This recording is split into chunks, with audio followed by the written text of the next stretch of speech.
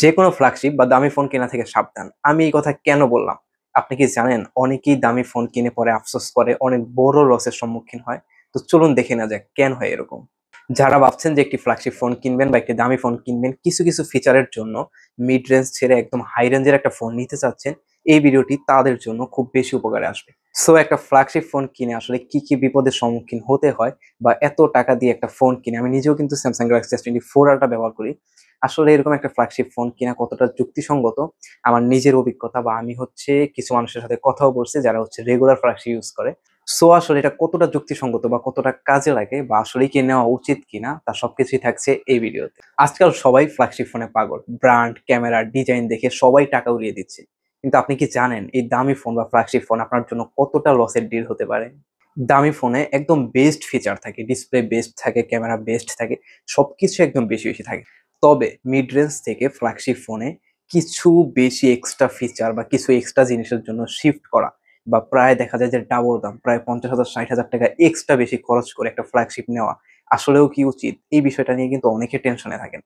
যারা হচ্ছে ভালো কনটেন্ট তৈরির জন্য বা ভালো একটা কাজের জন্য কোনো একটা ফোন নিতে চান, তারা ভাবেন যে 50,000 টাকার সেটের ভিতরে আমি এই ফিচারগুলো পাচ্ছি বা ক্যামেরায় এই ফিচারগুলো পাচ্ছি।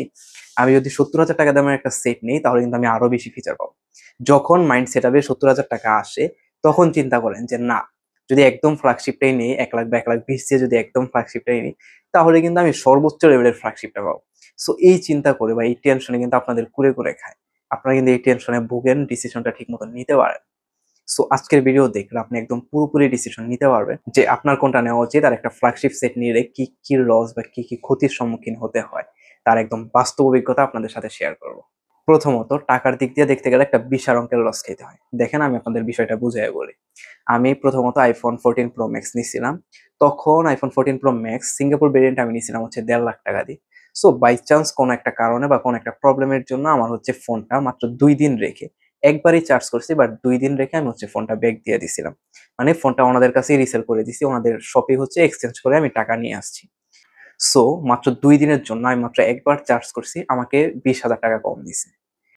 যাক, এটা একটা অ্যাক্সিডেন্ট ছিল, এটা ভাবলাম, এটা বাদ দিলাম। তবে এই সমস্যাটাও কিন্তু অনেকের হয়। কোন একটা সমস্যার জন্য যদি আপনি ২-৪ দিন পরে এক্সচেঞ্জ দেন, আপনার কিন্তু 20,000 টাকা নাই। ওই দামে একটা ফোন, ভালো একটা ফোন আইসা পড়ে। আচ্ছা, এটা একটা অ্যাক্সিডেন্ট, এটা হচ্ছে আমরা বাদ দিলাম। তবে এই যে আমি Samsung Galaxy S24 টা নিছি, এটা হচ্ছে একদম স্বাভাবিক। নরমালি সবাই যেভাবে ফোন নিয়ে ইউজ করে আমিও ঠিক সেইভাবেই নিছি। তো আমি ফোনটা শুধু ফোনের দাম পড়ছে 1,05,000 টাকা। সব মিলায় হচ্ছে 1,12,000-13,000 টাকা চার্জার সহ, কভার গ্লাস সহ হচ্ছে আমার পড়ে গেছে। এখন কথা হচ্ছে মাত্র ৫ মাস হইছে। আমার ফোন কিন্তু এখনো পর্যন্ত কিচ্ছু হয়নি। একদম টোটালি ফোন ভালো আছে, বাট ফোনের মার্কেট প্রাইস কিন্তু মাত্র ৯০,০০০ টাকা। আপনারা জানেন এখন S24 আলট্রা নতুন প্রাইস ৯০,০০০ এ পাওয়া যায়। আচ্ছা, আমার এটা তো এখন ইউজড ফোন। ৫-৬ মাস হইছে। বিক্রি করতে গেলে ৭০-৭৫ এরকম দাম পাওয়া যাবে। মানে প্রায় যদি আমরা হিসাব করি ৪০-৪৫,০০০ টাকা নাই মাত্র ৫ মাসে।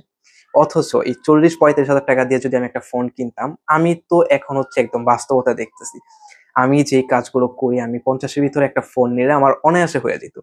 ইজিলি হতো, ভালোভাবে হতো, খুব সুন্দর মতো হয়ে যেত। আর একটা দামি ফোন কিনার পরে যে কি পরিমাণ প্যারায় থাকতে হয় দেখেন। নরমালি অনেক ফোন চালাইছি। এই পর্যন্ত ৭-৮ টার উপরে আমি সেট ইউজ করছি। মিড রেঞ্জের ইউজ করছি, লো রেঞ্জের ইউজ করছি। অতটা প্রবলেম হয় না একটা দামি ফোনে যে পরিমাণ সমস্যা হয়। একটা বাস্তবতা শেয়ার করি। যত ধরনের সমস্যা, কলেরা, ম্যালেরিয়া, করোনা যত ধরনের সমস্যা আছে সব কিন্তু দামি ফোনগুলাতে হয়। এই যে কম দামি বা মিড রেঞ্জের আমি আমার এই পর্যন্ত বয়সে ৭-৮ টার মতো ফোন ইউজ করছি। খুবই রাফ টাফ ইউজ করছি, গেমিং করছি। এখনো পর্যন্ত একটা ফোনেও আমি সমস্যা পাই নাই। বা একটা ফোন দেখা গেল ৩-৪ বছর হইছে তারপরে যে আমি ব্যাটারি চেঞ্জ করছি, এটা নরমালি হয়ে থাকে। বাট কোনো মেজর সমস্যাই পাইনি যে আমার ১ বছরের ভিতরে দৌড়াদৌড়ি করতেছে। বাট একটা লাখ টাকার ফোন কিনে এই সমস্যা, ওই সমস্যা। নরমালি কিন্তু এই যে বেশি বাজেটের যে দামি ফোনগুলো এগুলাতে কিন্তু সমস্যা বেশি হয়। দেখেন, ১ লাখ টাকার উপরে একটা ফোন কিনতে গেছি, তারপরে এক্সট্রা ৫,০০০ টাকা দিছি। যদি ডিসপ্লে চইলা যায়, এক্সট্রা ৫,০০০ টাকা দিয়ে ডিসপ্লে গ্যারান্টি দিছি। লাখ টাকার উপরে ফোন কিনেও ভয়ে থাকতে হয়। আজকে একটা ভাইয়ের সাথে কথা হইলো, ভাই হচ্ছে iPhone 16 Pro Max user. 16 Pro Max কিনছে আজকে ৬ মাস, ওই ভাই আপডেট ছাড়া চালাইতেছি। কেন? আমি হচ্ছে মানে উনি বলতেছে যে আমি হচ্ছে 13 Pro Max ইউজ করতাম, আপডেট দিছি ডিসপ্লে গেছে গা। লাস্টে ওই সেট মাত্র ৪৫,০০০ টাকায় বিক্রি করছি। এজন্য 16 Pro Max কিনছে ১.৫ লাখ টাকার একটা সেট চোরের মতো চালাইতেছে। কয় ভাই কোন আপডেট-টাপডেট দেই না, কোন রকম চালাইতেছি আরকি। মানে ১.৫ লাখ টাকা দিয়ে সেট কিনে ১.৫ লাখ টাকা খরচ করে একটা সেট কিনে চোরের মতো চালাইছে। তবে একটা বিষয় শুনে আসলে খুব বেশি মজা লাগলো। বলে যে ভাই আইফোন চালাই ঠিক আছে, একদম রেগুলার আইফোন ইউজার, একদম ফার্স্টে থেকেই উনি হচ্ছে আইফোন ইউজার আর সবসময় ফ্ল্যাগশিপেই চালায়। সো একটা বিষয়ে শুনে আর কি খুব হাসিও আসলো, কষ্ট লাগলো। তো ভাই কিচ্ছু করতে পারি না, কিছু দেখতে মন চাইলে, কোনো অ্যাপ নামাইতে মন চাইলে কিচ্ছু করতে পারি না। মানে এমন একটা সিচুয়েশনে আছি যে আমার ঘরের বউ আমার সামনে আছে, অথচ আমার মানে আমি কিছু করতে পারতেছি না। আমার নিজের ঘরের বউ কিন্তু আমি কিছু করতে পারবো না, মানে এরকম একটা বাধা আইফোন। মানে শুই না আসলে খারাপও লাগছে, হাসির একটু বেশি আসছে, মুসকি মুসকি হাসছি। আর মানে এটা শুধু আইফোনে না, যে কোনো একটা দামি ফোনে, যেমন আমিও বয়ে থাকি ডিসপ্লে চলে যেতে পারে। একটা ভাই ফোন কিনছে, মাদারবোর্ড চলে গেছে ৭৬,০০০ টাকা। মানে একটা দামি ফোন কিনলে ফোনের যে খরচটা, পার্টস পাতি কোন একটা, এগুলোতে হচ্ছে মানে কি বলুন, যে এগুলোতে মহামারী লেগেই থাকে।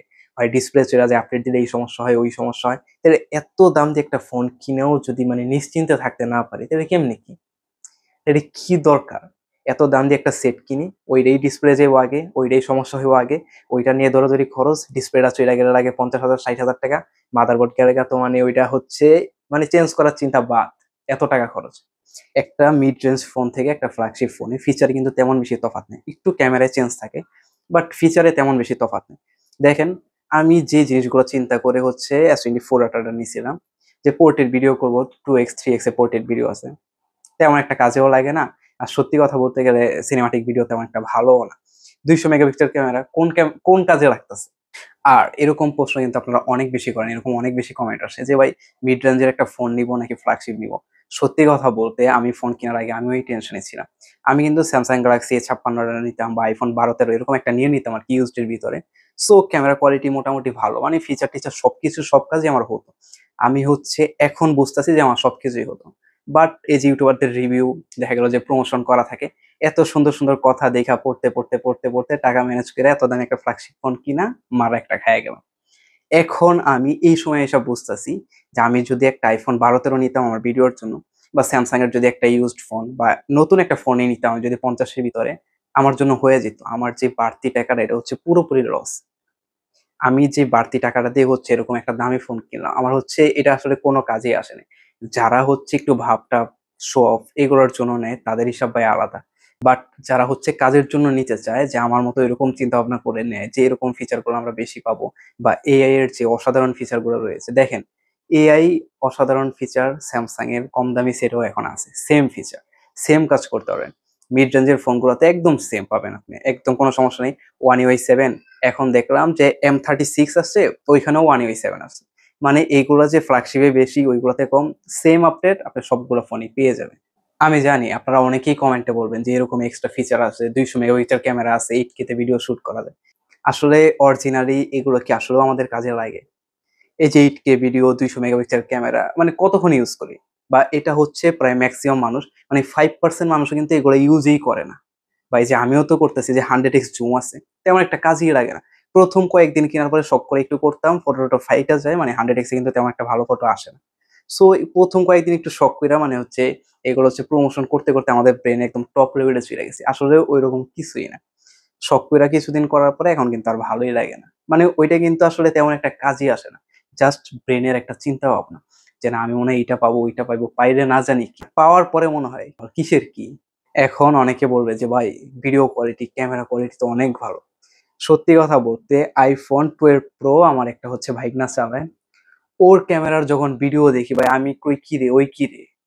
মানে এত সুন্দর কোয়ালিটির ভিডিও, আর আইফোনের যে ডাইনামিক রেঞ্জ, স্যামসাং কোনোদিন পারবো কিনা আমি জানি না। এখন অনেকে বলবো যে পচাইতেছেন। আসলে ওইরকম কিছুই না। ওইসব ভিডিওগুলো দেখলে আমি হা হয়ে তাকায় থাকি। আমার যদি কম্পেয়ার দিতে বলে আমি দেই না কখনো। এটা কখনোই আমি দিব না। এত টাকা দিয়ে একটা সেট কিনছি, ও হচ্ছে ইউজড একটা ফোন কিনছে, আমি কম্পেয়ার দিয়ে ওই জায়গায় আমি লজ্জা পাই আম্মু। আমি নিজে জানি, আমার নিজের আইডিয়া আছে যে ক্যামেরা কোয়ালিটি বা কোন দিক দিয়ে কিরকম ভালো। মানে এখন হচ্ছে ইউজড করতে এমন একটা পর্যায়ে চলে আসছি, ওই যে YouTube এ রিভিউ দেখছি, মানে একদম ক্যামেরা কম্পেয়ার করতেছে, এটার চেয়ে এটা ভালো, এটার চেয়ে এটা ভালো। অরিজিনালি হাতে নিয়ে দেখেন, মানে এরকম হিউজ পরিমাণ লোকজন হচ্ছে কমেন্ট করে যে ভাই এত ভালো ক্যামেরা, এরকম শুধু এইটা বলেন ওইটা বলেন। তবে অনেস্ট রিভিউও দেয়। যারা সত্যি ইউজ করে তারা কয় ভাই আসলেও কথা সত্য। এখন এখানে কথা হচ্ছে কেউ হচ্ছে হাতে নিয়ে ইউজ করে, বাস্তব অভিজ্ঞতা আছে, তারা বলে এক কথা। আর কেউ হচ্ছে ৬-৭ হাজার টাকা দামের একটা ইউজড ফোন চালায়, ইউটিউবারদের রিভিউ দেখে কমেন্ট করে, তাদের হিসাব হচ্ছে আলাদা। তারা হচ্ছে আকাশে থাকে আরকি, কল্পনার জগতে থাকে। আর বাস্তবতা যারা হচ্ছে হাতে নিয়ে চালায় তারা বুঝতে পারে। আর যাদের সামর্থ্য আছে বা যাদের শখ আছে তাদের হিসাব হচ্ছে আলাদা। তারা স্যামসাং গ্যালাক্সি S24 আল্ট্রা বলেন বা 16 প্রো ম্যাক্স বলেন, আপডেট গুলো ইউজ করে, বছর বছর যখন আপডেট গুলো আসে আবার এক্সচেঞ্জ করে ওইগুলো নেয়। তাদের হিসাব টোটালি আলাদা। বাট আপনারা যারা নরমালি শখ করে নিবেন, অবশ্যই একটু ভেবে চিন্তে তারপরে ফোন নিবেন। দেখেন আপনি মিড রেঞ্জের ফোনে যা পাবেন ফ্ল্যাগশিপ অনেকটা তাই। ২-১টা ৪-৫টা ফিচার যে বেশি ওইগুলো আপনার তেমন একটা কাজেও আসবে না। শুধু স্টাইল আর দেখতে প্রিমিয়াম ওই কথা চিন্তা করে যে ৫০,০০০ ৳৬০,০০০ এক্সট্রা বেশি দিবেন, এটা কি আপনার জন্য আসলেও ঠিক কিনা বা আপনার জন্য কতটা এটা হচ্ছে যুক্তিসঙ্গত? এটা আসলে অবশ্যই আগে চিন্তা করবেন আপনি এফোর্ড করতে পারেন কিনা ওই হিসাবে নিবেন। তবে আহামরি যে অনেক বেশি চেঞ্জ বা অনেক বেশি লাভ হয়ে যাইতেছে এরকম কিছু না। সো আমার মূল কথা ছিল এটা হচ্ছে মানে ঐরকম না যে আমি হচ্ছে কিছু টাকা বাড়াইলে অনেক ভালো কিছু পাবো ওরকম না। আপনি মিড রেঞ্জ এ যা পাবেন ওইটা দিয়ে আপনি হচ্ছে সন্তুষ্ট থাকতে পারবেন বা সন্তুষ্ট করার মতো এরকম ভিডিও কোয়ালিটি পেয়ে যাবেন। সো শুধু এতগুলো টাকা দিবেন, পরে কিছুদিন না যাইতেই দেখা যায় যে রিসেল ভ্যালু একদম কইমা যায়। অনেক বেশি টাকা লসের সম্মুখীন হইতে অনেক বেশি সমস্যা হয়। আর এগুলা ফোনে আমি বললাম না কলেরা, ম্যালেরিয়া এগুলা লাইগাই থাকে। হয় ডিসপ্লে সমস্যা হয় না, ক্যামেরা সমস্যা হয় না, এই সমস্যা, ওই সমস্যা। মানে দামি প্রিমিয়াম সেট গুলাতে সমস্যা হচ্ছে লাইগাই থাকে। সো আশা করি ভিডিওটা বুঝতে পারছেন আর নিজের মতো করে বোঝানোর চেষ্টা করছি। ভিডিওটা ভালো লাগলে অবশ্যই সাবস্ক্রাইব করে পাশে থাকবেন। ধন্যবাদ।